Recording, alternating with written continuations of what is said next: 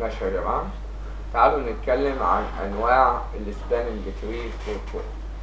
احنا عندنا 6 انواع من السباننج تري بروتوكول، 6 انواع بروتوكولات مختلفة من البروتوكول ده. تمام. 3 منهم تبع شركة IEEE و3 منهم تبع شركة سيسكو. طبعا بتوع IEEE عارفين ان هما مالتي فيندور، يشتغلوا على اجهزة سيسكو وغير سيسكو. يعني لو السويتشات بتاعتك خليط مشكلة فيها سيسكو فيها هواوي فيها جينيفر، اشتغل بايه؟ بتوع IEEE. او لو كلها غير سيسكو اشتغل بتوع IEEE. اما لو كلها سيسكو اشتغل ببروتوكولات سيسكو بس. تمام. فيبقى عندنا 6 بروتوكولات، 3 IEEE و3 سيسكو. IEEE مالتي فيندور، يبقى خلينا الاول ايه اللي هو IEEE اللي هما مالتي فيندور. حلو. ايه التلاتة دول بقى؟ اول نوع سباننج تري اتعمل اسمه CSTP او Common Spanning Tree Protocol. يبقى اول نوع بنسميه CSTP او Common Spanning Tree Protocol.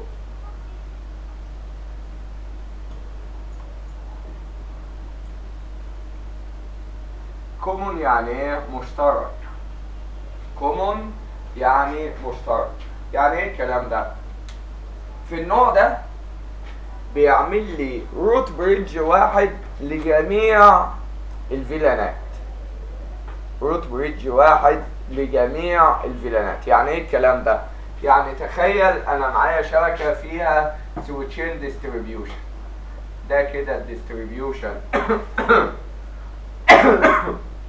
الاولاني وده الديستريبيوشن التاني. حلو. وده كده اكسس سويتش واحد وده كده اكسس سويتش 2. جميل. موصلين كده ادي الكابلات بتاعتنا اهي. حلو. يبقى ده الديستريبيوشن الاولاني الديستريبيوشن التاني، الاكسس الاولاني الاكسس التاني. حلو. رحت جاي عندي 4 اقسام في الشركه دي، 4 اقسام. فيلان 10 قسم الاي تي، فيلان 20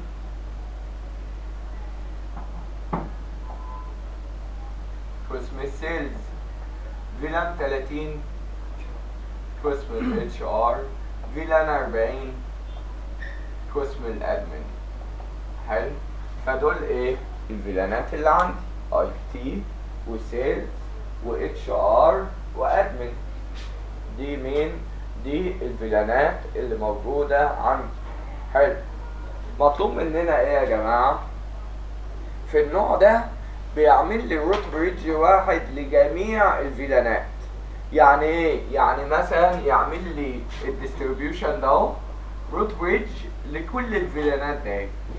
قال لا يعني يجي الناس بتوع الاي تي يخرجوا من الشركه يطلعوا من الديستريبيوشن الاولاني، يجوا الناس بتوع السيلز يخرجوا يطلعوا من الديستريبيوشن الاولاني، يجوا الناس بتوع الاتش ار يطلعوا من الديستريبيوشن الاولاني، يجوا الناس بتوع الادمن يخرجوا من الديستريبيوشن الاولاني. يبقى الديستريبيوشن الاولاني هو اللي عليه ضغط الشغل كله بيخرج منه. طب والديستريبيوشن التاني لا، نايم ما بيعملش حاجه. ناس يخرجوا منه لما الديستريبيوشن الاولاني يقع. طب ما هو ده مشكله. تمام. ان انا الحمل هيبقى على الديستريبيوشن الاولاني كبير. يبقى في الكومون سباننج تري بيعمل لي one root bridge for all VLANs.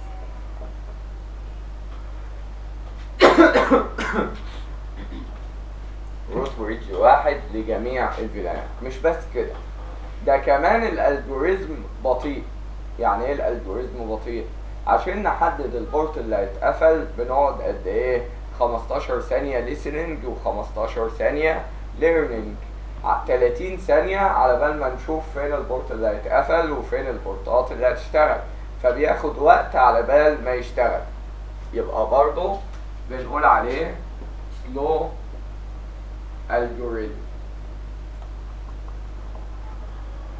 كمان ايه كمان؟ قال لك البروتوكولات بتاعه الاي تريبل اي دايما احنا متعودين لما نكتب البروتوكولات بتاعه الاي تريبل اي ما بنكتبهاش بحروف، بنكتبها بالصيغه دي. يعني لو تفتكروا خدنا قبل كده الايثرنت، البروتوكول بتاع الايثرنت بيتكتب ازاي؟ اي تريبل اي 802.3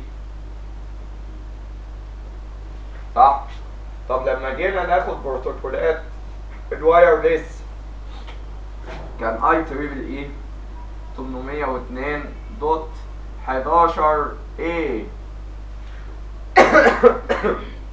طب لما جينا ناخد التاجنج بروتوكول بتاع الفيلانات اي تريبل اي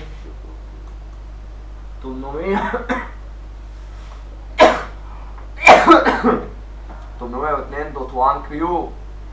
فكل بروتوكول تبع اي تريبل اي بيتكتب على الصيغه دي. الصيغه دي بنسميها الستاندرد بتاع البروتوكول. طريقه كتابه البروتوكولات بتاعت اي تريبل اي بتتكتب على الصيغه دي. طب الكومون سباننج تري بيتكتب ازاي؟ لا اما يتكتب CSTP او يتكتب على هيئه الستاندرد بتاعه اي تريبل اي 802.1d. اي تريبل اي 802.1d ده شكل البروتوكول. يعني لا اما يتكتب CSTP او يتكتب اي تريبل اي 802.1d، بحيث لو جالك في الامتحان يقول لك البروتوكولات ده ايه؟ اي تريبل اي 802.3 والاي تريبل اي 802.11a والاي تريبل اي 802.1q والاي تريبل اي 802.1d، مين فيهم اللي بيمنع حدوث اللوب؟ 1d اللي هو السباننج تري. فلازم طبعا نبقى حافظين الستاندرد بتاعه بحيث لما يتسأل عليه في الامتحان. يبقى ده كان اول نوع من انواع السباننج تري، الكومون سباننج تري. قلنا فيه مشكلتين. اول مشكلة انه بيعمل لي روت بريدج واحد لكل الفيلانات. تاني مشكلة انه الالجوريزم بطيء، مش سريع، بطيء. تمام؟ جه عمل لي بقى تاني نوع برضه تبع شركة اي تريبل اي.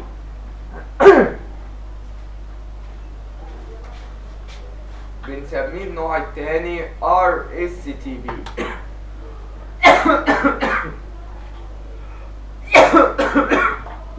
RSTP أو Rapid Spanning Tree Protocol.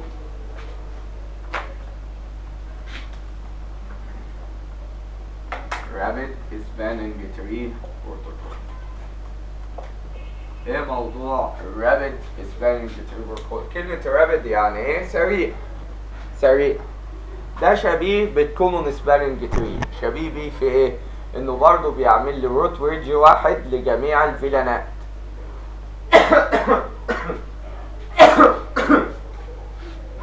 one root bridge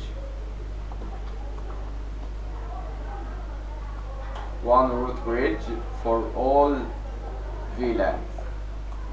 بس بيتفوق بقى على الكومون سباننج تري انه سريع، ما يستناش 30 ثانية على بال ما البورتات تدور، لا، في خلال ثانيتين 3 بالكتير تلاقي البورتات نورت وبورت اتقفلت وخلاص.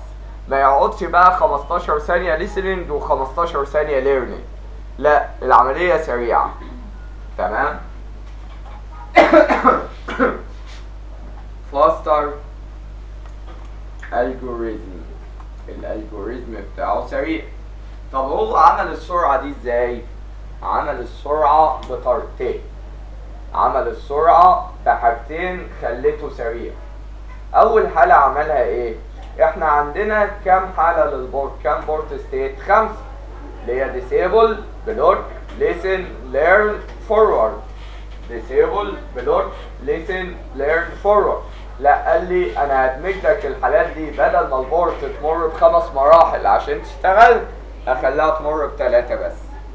اخليها تمر ب3 بس. فعمل لي عمل الموضوع ده ازاي؟ merge board states. merge board states دمج لي حالات البورت. دمج حالات البورت ازاي؟ كان الاول عندنا البورت ستيتس اهو disable block listen learn forward. قال لك لا انا بدل ما انت عندك 5 حالات هنعملهم 3 بس. الديسيبل والبلوك والليسن هنعمل حالة جديدة اسمها discard. اما الليرن تنزل زي ما هي learn والفورورد تنزل زي ما هي. يعني بدل ما البورد كانت بتمر ب5 مراحل بقت بتمر ب3 بس. طيب وده يفيدني في ايه بقى؟ ده كده سرع لك العملية اكتر. تمام؟ بدل ما كنت بتعدي على 5 ستيبس 5 خطوات عشان البورد تتقفل، لا بقت ايه 3 بس. وده كمان سرع لي العملية. وبيجي سؤال في الامتحان على الحتة دي يقول لك مين البروتوكول اللي عمل لك نيو بورت ستيت؟ عمل لك بورت ستيت باسم جديد. هتقول له الار اس تي بي لانه عمل لي بورت ستيت اسمها ايه؟ discard. بقت discard وليرن ولسن. ماشي، دي الحالة الاولانية. بس ده برضو ما يسرعش جامد. لان دلوقتي احنا برضو كنا بنقعد نتبادل البي بي ديو وناخد وقت. قال لك لا انا غيرت لك كمان طريقة الايه؟ الانتخابات. غيرت لك طريقة الانتخابات. ازاي؟ يعني الاول كان عشان نشوف ان ده هو الروت بريدج كنا بنقارن البريوريتي والماك ما بين السويتشين دول، الديستريبيوشن الاولاني والديستريبيوشن الثاني. فمثلا الديستريبيوشن الاولاني طلع البريوريتي والماك احسن من الاكسس الاولاني، فيبقى ده كسب وده خسر. تلاقي ايه بقى؟ الديستريبيوشن الاولاني يقارن نفسه مع الاكسس الثاني، فده كده اقل في البريوريتي والماك، وده ايه؟ اسوأ، فده خسر. والاثنين دول برضو يتنافسوا مع بعض. لا طب بتقارنوا مع بعض ليه؟ ما انتوا خسرتوا. لا، ما هو لازم جميع السويتشات يقارنوا البريوريتي والماك بتاعهم مع باقي السويتشات. فمثلا اكسس سويتش 1 افضل من اكسس سويتش 2 في البريوريتي والماك. وبعد كده اكسس سويتش 1 يقارن نفسه مع الديستريبيوشن ده كسب ده خسر.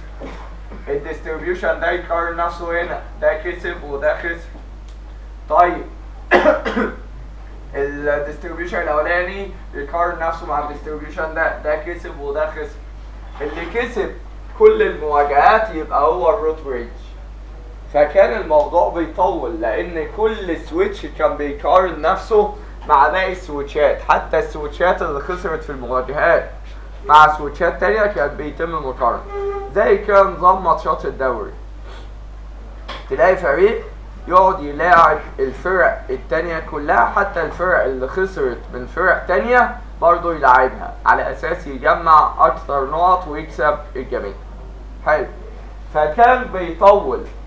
قال لك بقى لا احنا هنغير طريقة المواجهة دي، طريقة الانتخابات، هنعمل حاجة اسمها بوينت تو بوينت الكشن. عمل لي بوينت تو بوينت الكشن، انتخابات من نقطة لنقطة. ازاي بقى موضوع البوينت تو بوينت الكشن؟ انها دلوقتي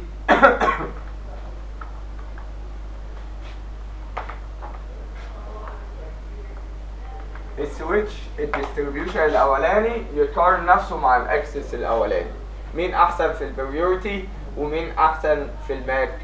ف الديستريبيوشن الاولاني هو الافضل وده خسر خلاص. اكسس سويتش واحد خرج ما ينافسش حد تاني لانه ايه خسر مواجهه واحده. فاهمين ازاي؟ طيب بالنسبه للديستريبيوشن التاني مع الاكسس التاني ده كسب ده خسر خلاص. اكسس 2 واكسس 1 خرج.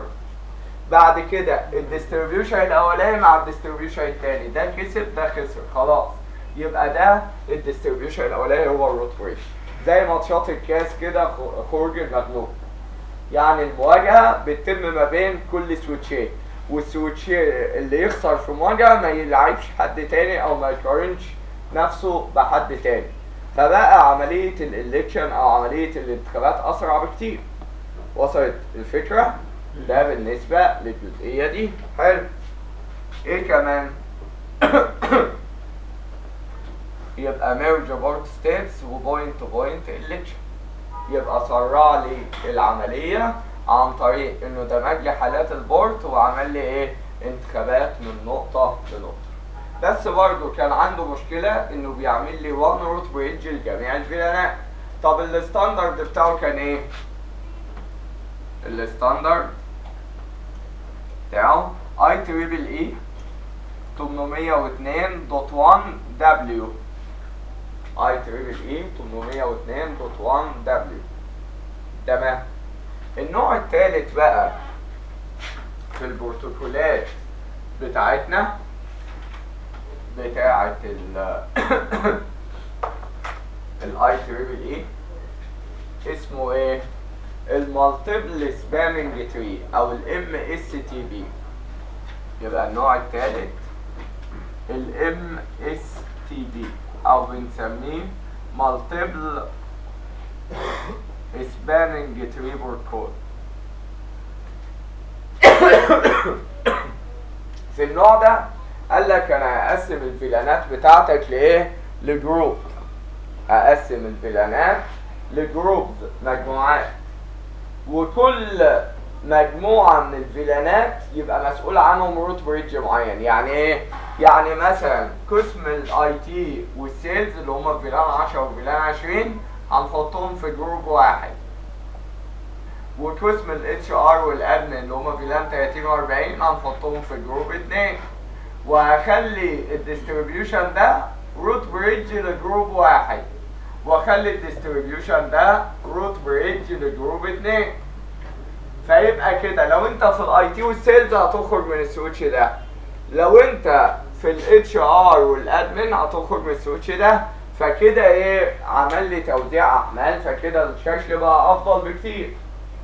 يبقى بيعمل لي one root bridge for each group of VLANs. One root bridge one root bridge for each group of VLANs. بيعمل لي root bridge واحد لكل جروب من الفيلانز. حلو. وايه كمان؟ طب سريع ولا بطيء؟ ممكن انت بقى جوه الجروب تشغل كومون سباننج تري فيبقى بطيء، او ممكن تشغل RSTP فيبقى سريع. يبقى compatible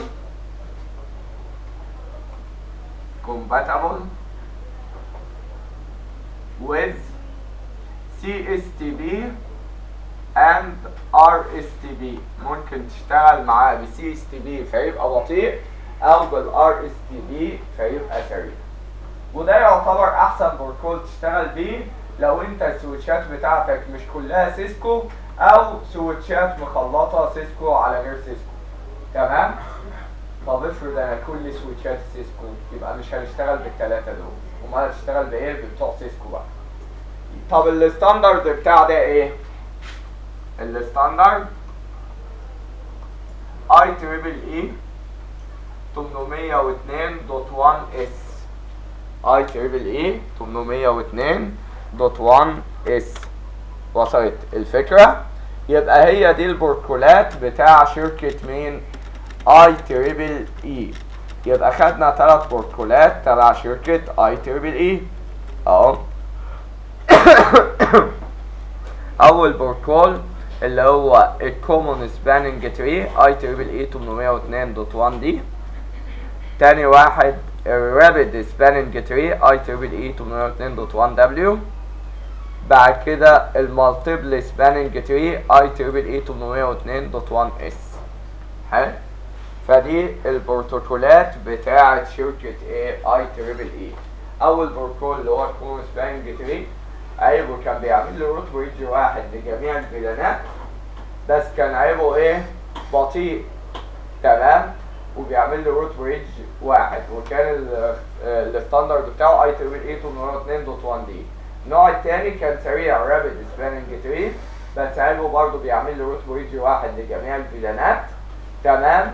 بس كان سريع، وسبب السرعه ان هو عمل لي نيو بورت ستيتس اللي هي الديسكارد، وعمل لي طريقه ادخالات جديده اسمها بوينت تو بوينت الكشن. النوع الثالث المالتيبل سباننج تري، بيعمل لي جروبز للفيلانات، وان انا بعمل روت بريدج لكل جروب من الفيلانات. تمام. ده ميزته ان هو بيقسم لي الشغل على السويتشات اللي عندي، وفي نفس الوقت ممكن تشغل معاه الار اس تي بي فيبقى سريع. تمام. حد عنده اي اسئله لحد دلوقتي؟ تعالوا نشوف بتوع سيسكو. نمسح الكلام ده.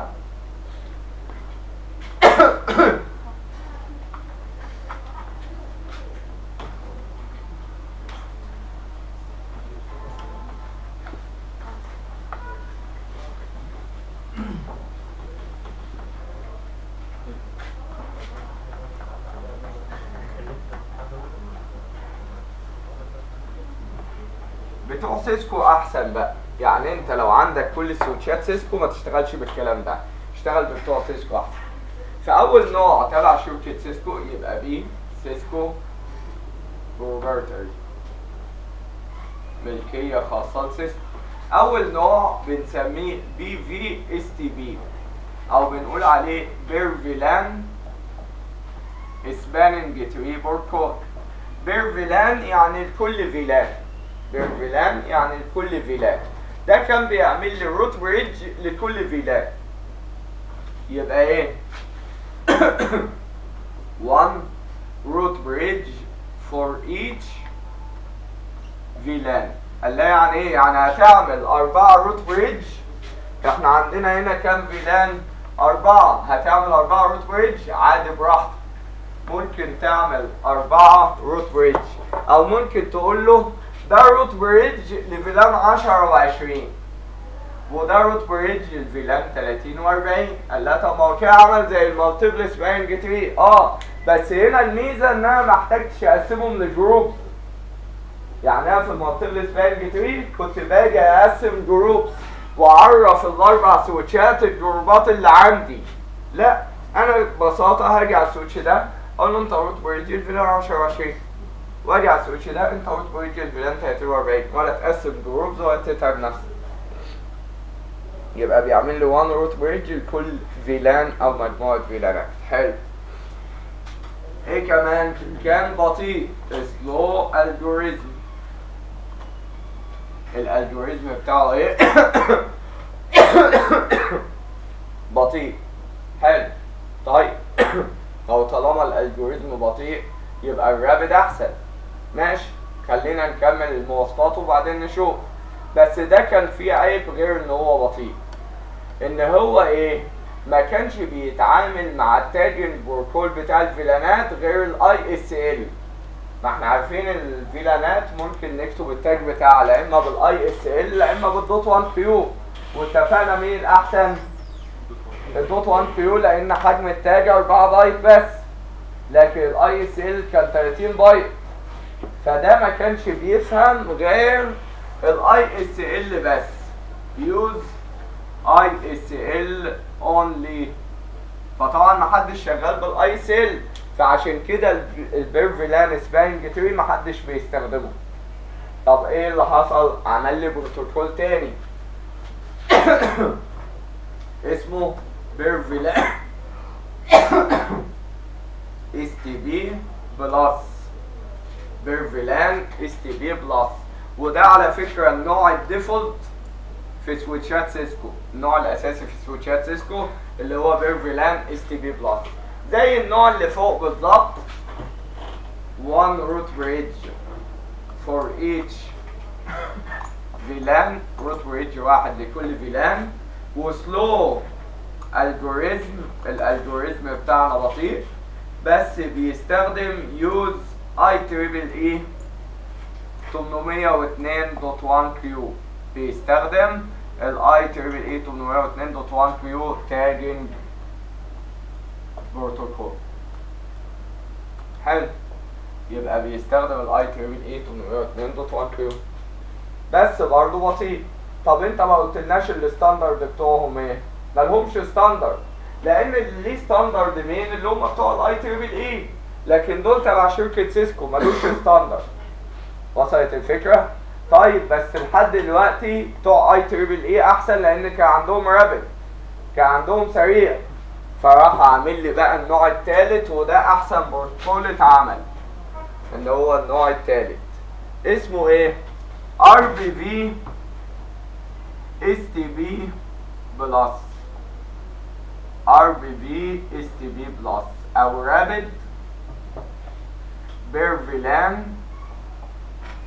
Spanning Tree Protocol. Rapid Bare VLAN Spanning Tree Protocol من اسمه باين ان هو بير فيلان، يعني بيعمل روت بريدج لكل فيلان، ومن اسمه باين ان هو سريع، ومن اسمه بلس باين ان هو شغال مع الاي تريبل اي 802.1 كيو. فده يعتبر التوب عندنا لو كل سويتشاتك سيسكو اشتغل بيه. يبقى النوع ده one root bridge for each VLAN، root bridge واحد لكل VLAN. تاني حاجة faster algorithm، سريع بقى، بيعمل لي نفس حته البوينت تو بوينت الكشن، وبيعمل لي حته الديسكارد والكلام ده. وايه كمان؟ سبورت اي تريبل اي 802.1 كيو. وصلت الفكره؟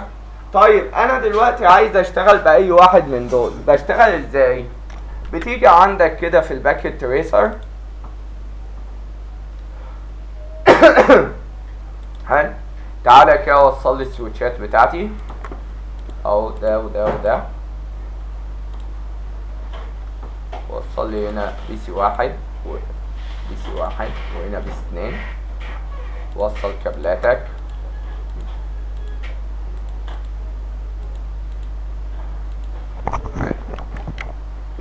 لسه في كابل في النص.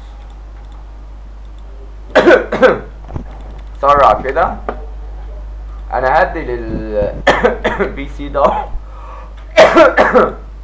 اي بي وليكن 10.0.0.1، حلو، وهدي للبي سي ده اهو اي بي وليكن 10.0.0.2. كنا خدنا امر اللي هو امر البورت فاست، فتعالى على فاست 0 على 1 يعملها بورت فاست كده عشان تنور اخضر على طول. enable configure terminal interface fast 0 على 1 spanning tree port fast، حلو. وتعالى لي برضو على البورت ده فاست 0 على 2 اعملها بورت فاست. enable configure terminal interface fast 0 على 2 spanning tree port fast. كويس. تعالى لي بقى سرع لي الاداء بتاع الشبكه بتاعتك. طيب هو ليه قاطع الكابل ده؟ انا عايز البورت دي اللي اتقفل مش دي. خلاص اعمل لي السويتش اللي فوق ده اهو روت برايمر، مش مشكله.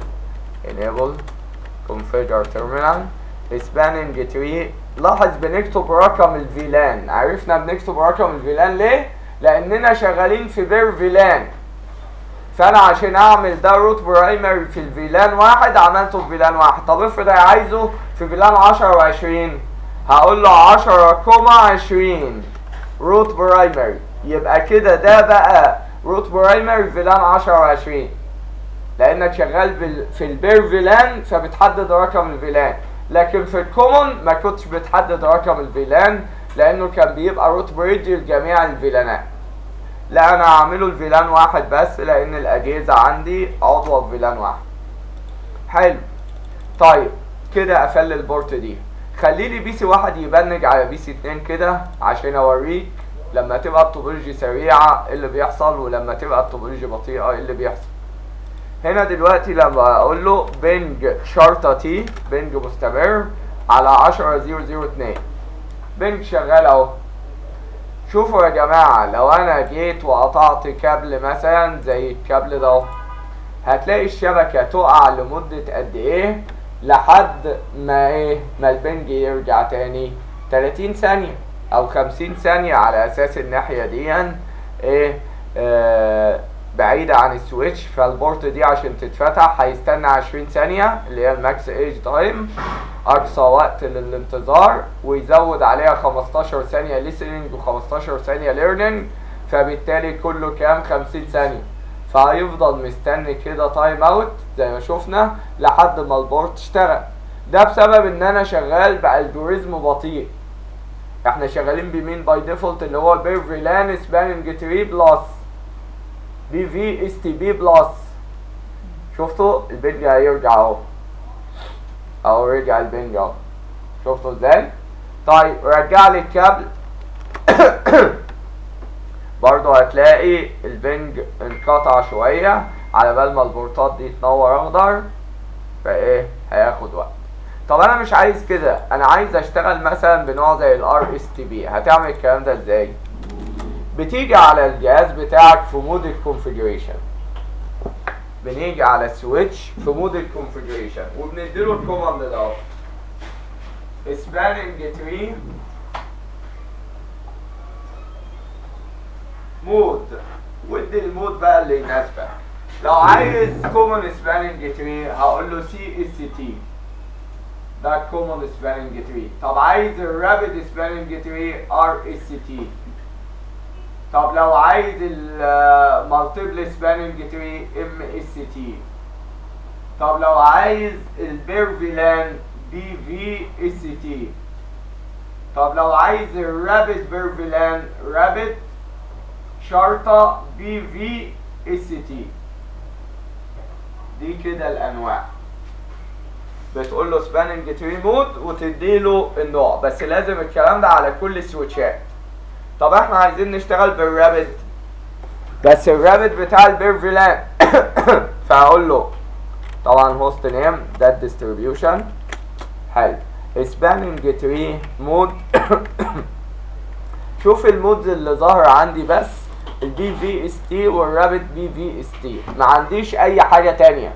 ليه؟ لان ده في الباكيت تريسر. لو سويتش حقيقي كنت هتلاقي انواع تانية كتير، لو سويتش حقيقي كنت هتلاقي انواع تانية كتير، بس عشان ده باكيت تريسر عندي دول. فانا باي ديفولت كنت في البي في اس تي ده البلس لان العادي ما عادش بينزل، لان العادي بيعتمد على الاي اس ال واحنا ما بنشتغلش بالاي اس ال، فده بي في اس تي بلس. خلينا نشتغل بده. فاقول له رابد وخد لي الامر ده اهو كوبي يا جماعه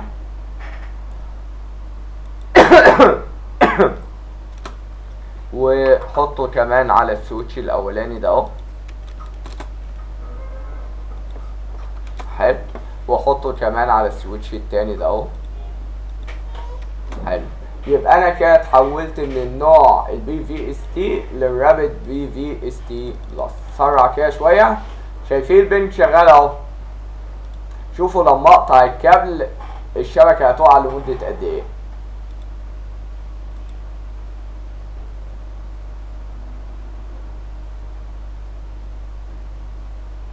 واحدة تايم اوت بس. شفتوا الفكرة؟ في ثواني الشبكة بتاعتي رجعت تاني. شفتوا ازاي؟ في الرابط. طب رجعت الكابل اللي اتقطع. نشوف كده كام واحدة تايم اوت كده. واحدة تايم اوت وفي ثواني الشبكة رجعت. يبقى لما اشتغلت بالرابط احسن من انها اشتغل بالبير فيلان. وصلت الفكره؟ يبقى في الانواع السباننج تري يا جماعه عندها 6 انواع. 6 انواع. هنا طبعا مش جايين كلهم، 3 تبع شركه اي تريبل اي و3 تبع شركه سيسكو. نشتغل بمين؟ لو كل سويتشاتك سيسكو اشتغل بالرابد بيرفيلان سباننج تري بتاع سيسكو، ده يعتبر توب. طب لو عندي تشكيله او لو ما عنديش سيسكو اصلا اشتغل بالام اس تي بي مالتيبل سباننج تري. شرحنا كل واحد وبيشتغل ازاي. في السي سي ان بي بيشرح لك بقى الكونفيجريشن بتاعت بروتوكول ام اس تي بي، لان في كونفيجريشن اضافيه هتقسم بقى جروبز والدنيا. ففاهم ازاي؟ يعني مش هتكتفي بالامر سباننج تري مود ام اس تي، لا ده انت هتزود كمان تقسيمات جروبز. وصلت الفكره؟ ده في السي سي ان بي. لكن احنا على قد السي سي ان اي اتعلمنا ازاي نشغل الرابد عندنا. وصلت الفكره؟ على جميع السويتشات سباننج تري مود رابد بي في اس تي. خلاص خلص. حد عنده اي اسئله في القصه دي؟ بي اس تي ده بلس. بلس ده اللي هو بيعمل لي روت بريدج لكل فيلان بس بطيء 30 ثانيه، وبيدعم بروتوكول اي تريبل اي 802.1 كيو اللي بيتكتب بيه الفيلانات. يعني بيشتغل برضه كمون. بيشتغل كمون. ماشي. البي في اس تي محدش عاد بيستخدمه لانه كان شغال اي اس ال بس، واحنا كلنا بنشتغل بالاي تريبل اي 802.1 كيو لان حجم التاج بيكون اصغر. حد عنده اي اسئله في الكلام ده؟ كده خلصنا السباننج تري، بروتوكول مهم جدا. تمام. ولسه مكمل في السي سي ان بي والسي سي اي اي كمان، اللي عايز يكمل في مجال الراوتنج والسويتشنج. ماشي. عايزكم السيشن الجايه تشوفوا الفيديو وتحاولوا تعملوا لي اللاب الفاينل ده، على اساس هنعمله على الراك ان شاء الله المحاضره الجايه. ماشي يا جماعه.